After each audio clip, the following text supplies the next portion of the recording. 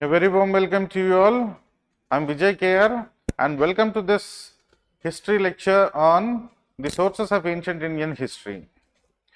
How did the Ashokan inscriptions written in Brahmi script and Prakrit language were deciphered?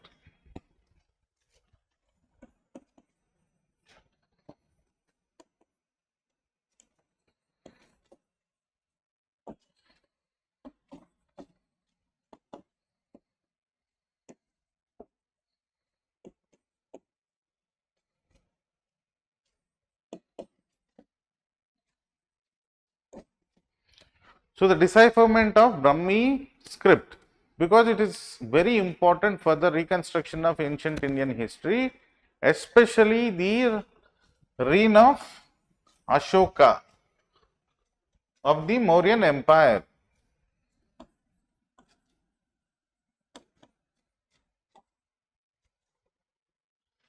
Third century BCE.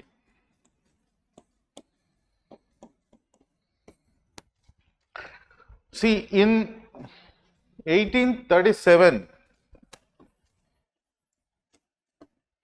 the Brahmi script was deciphered by James Princip.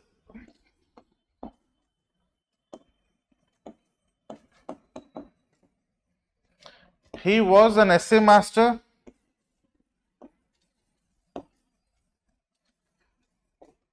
who came to India in 1809.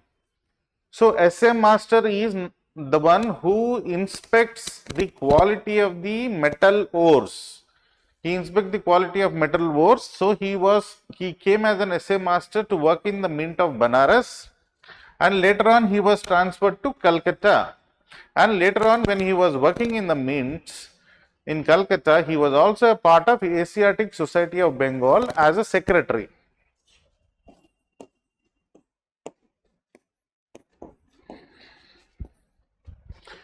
So, he was very good in deciphering, in the sense knowing various languages. He himself was a multilinguist. He knew Greek.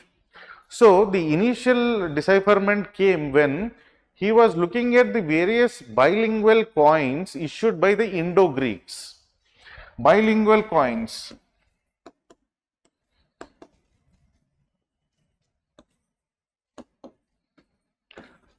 So, bilingual coins written in Greek and Kharosthi.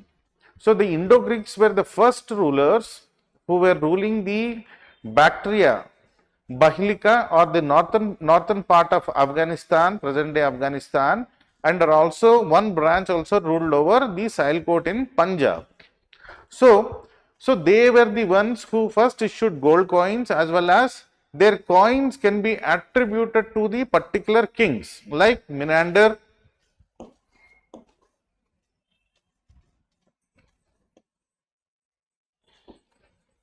I, Apollodotus, etc.